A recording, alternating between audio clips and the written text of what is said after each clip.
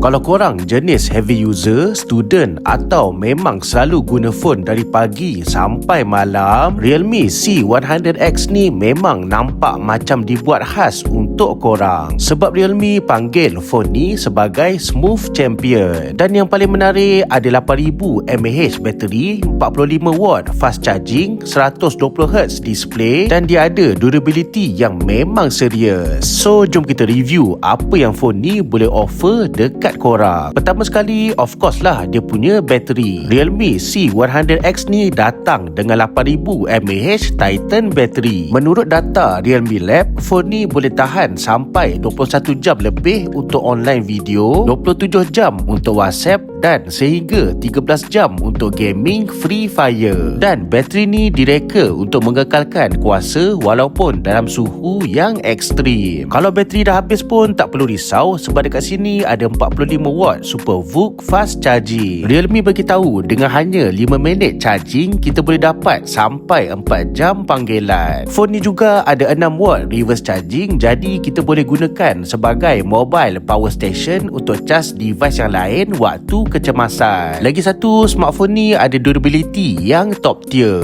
Realme C100X ni pakai armor shell protection dengan front shell structure design dengan internal shock absorbing structure yang lengkap dengan foam cushioning. Realme turut menyatakan yang dia mempunyai sehingga 2 meter front drop resistant pada permukaan marble yang telah lulus shock resistant test. Kalau terkena air dan habuk pun tak perlu risau sebab ada IP64 rating. Siap ada fungsi speaker cleaner untuk bantu keluarkan habuk dan air menggunakan getaran bunyi. Untuk skrin dekat sini ada 6.8 inci LCD dengan refresh rate sehingga 120Hz dengan brightness yang boleh pergi sehingga 900 nits. Jadi scrolling nampak lebih smooth dan Realme juga menekankan visibility ketika digunakan dekat luar. Untuk performance pula, Realme C100X ni pakai Unisoc T7250 octa-core processor dengan storage sehingga 256GB